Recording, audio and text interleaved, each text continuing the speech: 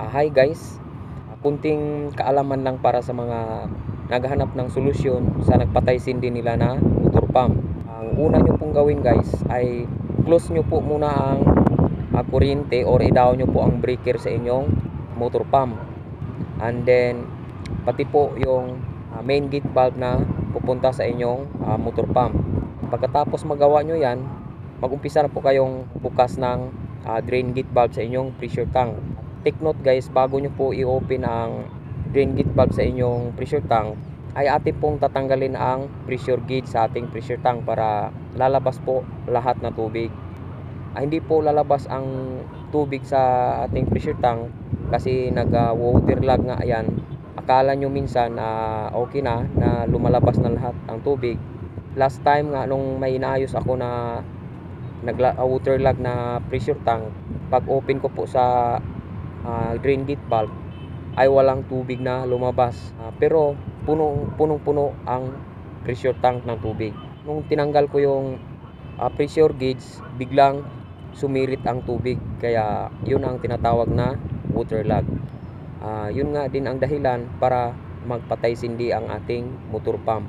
Mostly na mangyayari kapag nag water lag ang inyong pressure tank, once na pagbukas nyo sa gripo ay aandar kaagad ang inyong motor pump. Yan po yung dahilan yan, nag water lag ang inyong pressure tank. So after magawa nyo yan guys, ubos na yung tubig sa inyong pressure tank, i-close nyo uli ang drain gate valve or drain ball valve at ibalik nyo po ang pressure gauge. Bago nyo po ibalik yung pressure gauge, kailangan nating buburan nya ng teflon tape para walang singaw.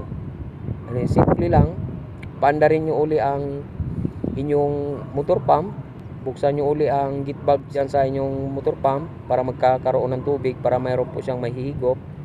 And then kung hindi pa nakahigop talaga ng maayos, ay magpa-priming po kayo. Ano po ba yung priming? Yan po yung buksan nyo po yung priming ball valve dyan sa may taas na yung motor pump, buhusan nyo ng tubig para magkaroon po siya ng pressure or makahigop agad ng tubig.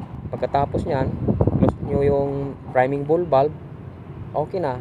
Habang nag-operate ang motor pump, tingnan nyo po yung pressure gauge nyo kung pumapalo na ba or umaangat. Pag umaangat na yan, ibig sabihin yan ay okay na. Bali yan lang po muna ang maibigay ko sa inyo guys na tips. Marami pa pong maibigay ko sa inyo na tips, but yan lang po muna, okay? Kita-kits tayo sa next ko na upload video. Paalam pansamantala.